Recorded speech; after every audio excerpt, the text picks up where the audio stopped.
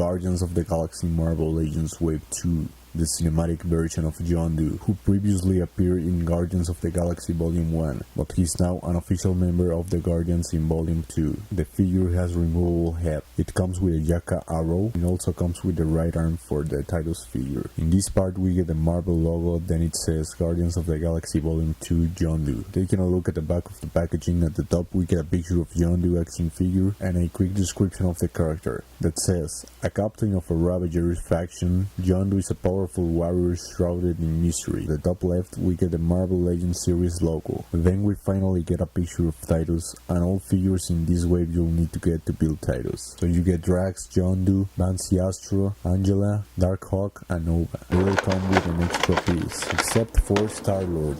The jacket on Yondu is made out of soft plastic, which is also removable in case you wanna display him around without it. The blue paint apps on the face and hands are very well done. The face is very accurate to the character. This is how Yondu looks in Guardians Volume 1. I'm loving this smiley face so much. His jacket has nice color variation, and as you can clearly see, it's a mixture of dark brown with some orange and black wash details. It's got the Guardians logo on the left side painted in gold color, and in the other side it's got what it seems to be some kind of yellowish arrows. As soon as I took it out of the box, I can definitely say it's one of the best Marvel cinematic figures so far.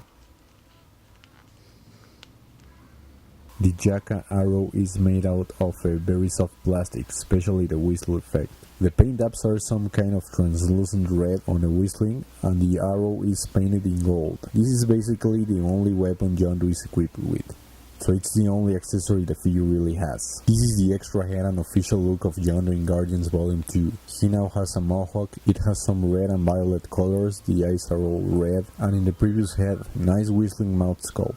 On the side of the face it's got some lines, they are some kind of scars Yondu got into battle, so yeah. Here's the right arm for Titus, blue and silver paint apps.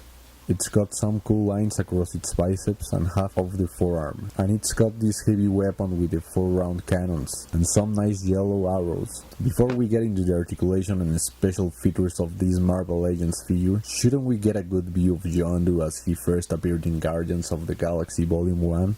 This is one of those figures that when you see it, you can definitely see the likeness of the actor Michael Rooker who portrays the character. The face sculpt, paint details and uniform are excellent done on this figure. And it's good to have an expressive face, because usually most action figures in general, not saying all, but most of them come with a very bad or non-expressive face at all. I think we need more figures like this one, or like the Marvel Cinematic Universe Black Panther from Civil War. Hasbro should really include more figures with removable heads. Now let's remove the head so you can see how the figure looks with his new head sculpt on.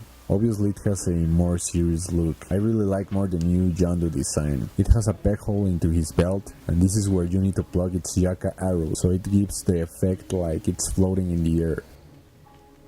I like the way the arrow looks into his belt, but make sure not to move the figure too much or else it will fall easily. Let's take a look at some cool ways you can pose him around with his YAKA arrow. It's really fun to pose this guy around, and it's actually very simple and easy to make him stand, unlike other figures.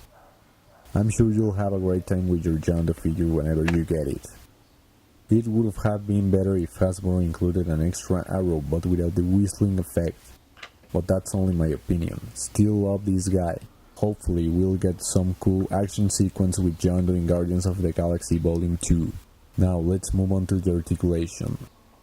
Yondu can move his head from side to side real good. He can look all the way up and down just about that much. His arms can move outward that much. It has nice bicep swivel. We get double joint elbows, hinge swivel wrist, and it hinges up and down. Like I said previously, the jacket is removable. It's soft but bendable plastic. It has a nice ab scrunch which can move back and forward. It scrunches back that far. It's got a waist swivel so it rotates from side to side. His belt is sculpted separately and it's made out of soft plastic. It has swivels at the thigh cuts on both legs, double jointed knees. Unfortunately no boots rotation at all. That kinda sucks. The ankles can move back and forward, and it does have ankle pivot. Almost forgot to mention, but the legs move outward just about that much. He can do the splits real good. This guy stands just about 6.5 inches tall, and with the Mohawk it almost reaches 7 inches tall. So overall, I'm so damn well pleased with Yondu, one of the best figures in this wave, definitely. But before we decide whether it is the best or not, we have to make sure to review the other figures in the wave. I give this Yondu figure a score of 9 out of 10, and I really hope you enjoyed, and we'll see you next time here on Late Night Unboxing.